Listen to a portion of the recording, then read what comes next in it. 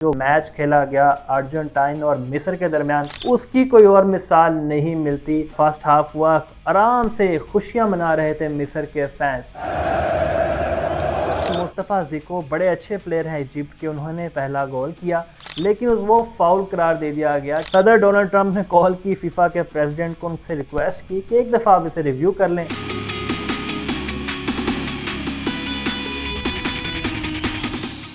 FIFA world cup 2006 में France और Italy के दरमियान फाइनल मैच खेला जा रहा था। फ्रांस की गिरफ्त मजबूत थी, अलबत्ता कोई गोल तो नहीं हुआ, लेकिन फिर एक ऐसा लम्हा आया जिसने सबको हैरान कर दिया और इस वर्ल्ड कप को भी कंट्रोवर्शियल बना दिया। सबसे पहले अगर हम जिक्र करें ज़िडान का, उन्होंने गुस्से में आकर हेड किक कर दी, यानी इटली के प्लेयर की चेस्ट पर उन्होंने जाके अपना हमला कर दिया, जिसके बाद इटली का खिलाड़ी ज़मीन पर गिर गया।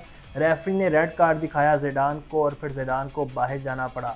मैच पेनल्टीज़ पर गया और आखिरकार इटली ने ये वर्ल्ड कप जीत लिया। तारीख का ये सबसे मुतनाज़ा वर्ल्ड कप करार दिया जाता है, लेकिन जो गुज़िश्ता रोज़ मैच खेला गया अर्जेंटाइन और मिस्र के दरमियान, उसकी कोई और मिसाल नहीं मिलती।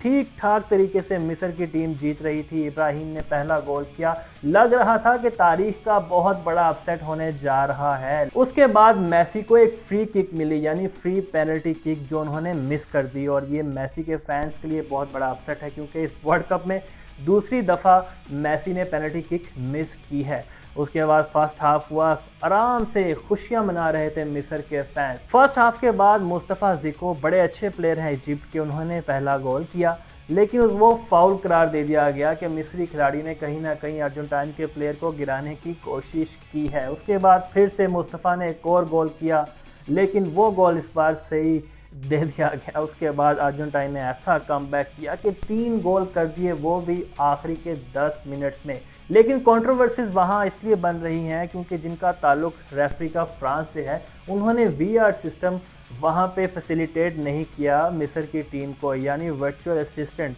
अगर हम रिव्यू देखें तो वाज़े तौर पर लग रहा था कि सलाह को गिराने की कोशिश की गई है, लेकिन उन्होंने ये सिस्टम ज़ाया किया, जिस पर मिस्री खिलाड़ियों ने आवाज़ बुलंद की कि जब मुस्तफ़ा ने गोल किया था तब तो आपने वीएआर की फैसिलिटी दे दी थी अर्जेंटाइन को, तो हमारे मामले में क्या हो गया, आप फाउल क्यों नहीं दे रहे।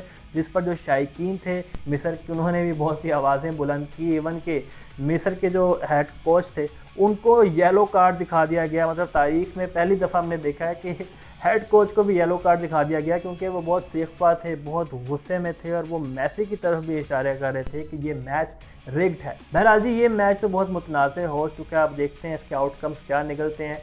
पूरा अगर हम इस इवेंट को देखें तो यहाँ पर इस तरह की चीज़ें हुई हैं जिसकी पहले मिसाल नहीं मिलती। अमेरिकी खिलाड़ी को रेड कार्ड दिया गया, अगले मैच के लिए उसको सस्पेंड किया गया, लेकिन फिर सदर डोनाल्ड ट्रंप ने कॉल की फीफा के प्रेसिडेंट को, उनसे रिक्वेस्ट की कि एक दफ़ा आप इसे रिव्यू कर लें, और जब रिव्यू किया गया तो फिर कार्ड भी सस्पेंड कर दिया गया, जिस पर यूईफा फुटबॉल की बहुत बड़ी एक तंजीम है, उसने बाकायदा तौर पर अपना एहतजाज रिकॉर्ड करवाया है। इसके अलावा बेल्जियम फुटबॉल ऑर्गेनाइजेशन, उन्होंने भी कहा है कि ये बहुत गलत किया गया है, इसकी पहले भी कोई इस तरह की मिसाल नहीं है और आप फेवर दे रहे हैं जानबूझकर अमेरिका की टीम को। लेकिन फिर बेल्जियम ने, हमने देखा कि 4-1 से अमेरिका को शिकस्त देकर इवेंट से ही बाहर कर दिया है।